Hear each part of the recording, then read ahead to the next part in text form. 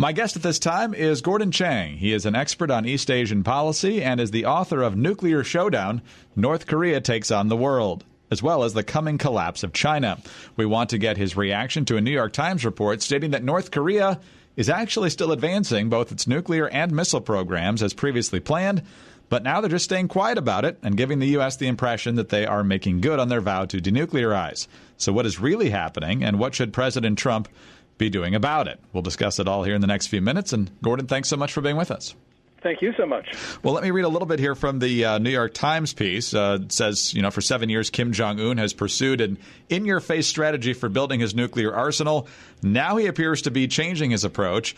Right now, North Korea is making nuclear fuel and building weapons as actively as ever, the publicly available evidence suggests, but he now appears to be borrowing a page from Israel, Pakistan, and India, in that he is keeping quiet about it, conducting no public nuclear demonstrations, and creating no crises, allowing Mr. Trump to portray a denuclearization effort as on track. Deeper in the story, it says even some of the president's top national security officials privately concede that Mr. Trump's declaration in June that there is no longer a nuclear threat from North Korea was a huge error because it was taken as a signal by China and Russia that the crisis was over and that they could resume trading with the country. And essentially the read here is that Kim Jong-un has decided that as long as he can give the appearance of cooperating here, that President Trump is more interested in appearances than digging into the details. So what's your read from this New York Times report? I think the New York Times report is accurate, except for maybe the last sentence that you mentioned. I do think that President Trump will at some point pivot. He will once again go back to those policies that he maintained through the end of May of this year, which were actually quite successful. President Trump at the G7 meeting in Ottawa, just before the summit with Kim Jong-un in Singapore, said that he was going to give Kim a one-shot opportunity to do the right thing. And he's been extremely generous toward the North Koreans. And as a response, the North Koreans have done exactly what that New York Times article has said. But President Trump can change everything by going after the Chinese, the Russians, and indeed the South Koreans for sanctions busting. And I believe that eventually he will do that because the North Koreans and the Chinese and Russians and South Koreans are leaving him no choice. Should we be surprised at all that North Korea is reneging on this deal? No, we shouldn't be. Well, first of all, the joint statement that was signed in Singapore on June 12th was extremely vague. And so in one sense, it's hard for North Korea to renege when it didn't really make commitments. But it is, of course, reneging against the spirit of that agreement. And so I think that we have to be concerned because the New York Times is correct. The North Koreans are continuing to produce fissile material. They're continuing to work on their reactor at Yongbin, which has no peaceful purposes, and it's continuing to build facilities where they actually construct ballistic missiles. So there's no question. The intelligence is showing one direction. The North Koreans are going full steam ahead. The only thing they're not doing is they're not detonating nukes and they're not launching missiles, but they don't really need to do that to make progress. Gordon, you mentioned that the Singapore statement was very vague. The follow-up was supposed to be the specifics, with Secretary of State Pompeo leading the way. But ultimately, those negotiations got pretty heated, and that spilled over into the press as well because the North Koreans thought that they were being dictated to and that our demands were unreasonable, of course. But we want to make sure we can verify what's going on there because we've been snookered so many times in the past couple of decades. So is there any hope that there's going to be an agreement reached on the details here?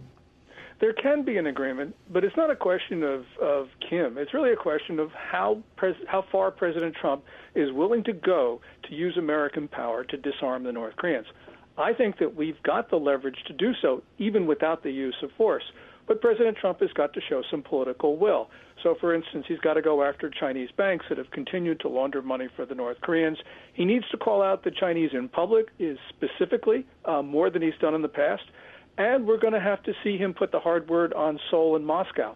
So that means he's going to have to rupture some friendships and relationships that he has with Vladimir Putin, Moon Jae-in of South Korea, and Xi Jinping of China. And the question is whether he's going to do that or not. And that is something that, at this point, is not known. You mentioned some of the options he had, Gordon. If I recall correctly, the position was supposed to be that all of the tough sanctions and other measures were going to stay in place until we could verify over time that they were actually making good on this commitment. So have we actually relented much over the past few months? Where do we stand on that? We relented a lot, especially starting since the end of May. We stopped going after North Korea's front companies for June, July. August, we started to go back to trying to track down Kim's money, but not really with the vigor that we needed. He's allowed, as I mentioned, the Chinese and the Russians and the South Koreans to openly violate sanctions without costs. So, when Secretary of State Pompeo says that we haven't relented on our maximum pressure campaign, he's not been exactly candid with the American people. Wow. Well, that's a significant point to make as well. Now moving back over briefly to China, South Korea, and Russia, this probably seems almost foolish to say, but it seems like all three of these entities are looking for any excuse to pretend that the problem is over or not comply with what we'd hope they would comply with. Well, sure, but I think that Senator Lindsey Graham is correct, and that is that they don't know President Trump, and they've underestimated him. And I believe that the president has the willingness to do this. We haven't seen him do it yet, but nonetheless, the United States, within a day, can change the environment dramatically by actually starting to impose costs on those sanctions busters. So I think that if I were Putin or Xi Jinping or Moon Jae-in or Kim Jong-un, I'd be worried that the president would change his mind and actually start to use American power. We've seen evidence of this, for instance, in U.S. relations with China, where China looked like it was getting a free ride last year on a number of issues, and then President Trump changed his mind and said, no, we're not going to allow this to continue. So right now, although things don't look good for the United States, although one can criticize Trump policy, I think that the president can change the environment with a few strokes of the pen. Do you encourage him to do that immediately? Is there a strategic advantage in waiting a little bit? What's your recommendation? Yeah, he should do so immediately. He's allowed the situation to continue for too long. His policy, as I mentioned, was generous to give the North Koreans an opportunity. I wouldn't have given the North Koreans that opportunity because they do not reciprocate signs of friendship. They take them to be signals of weakness. They may make mistakes in that regard, but nonetheless, that's the way they think. And so, therefore, I would have continued with the maximum pressure campaign and continued piling on until the North Koreans gave up their weapons. President Trump chose a different choice, but nonetheless, he can change his mind. Well, we'll certainly watch to see what the administration does in response to this flouting of, at least, as you said, the spirit of the Singapore Agreement. Gordon, as always, great to have you with us. Thanks for your time today. Thanks so much, Greg. Gordon Chang is an expert on East Asian policy and is the author of Nuclear Showdown, North Korea Takes on the World, as well as The Coming Collapse of China.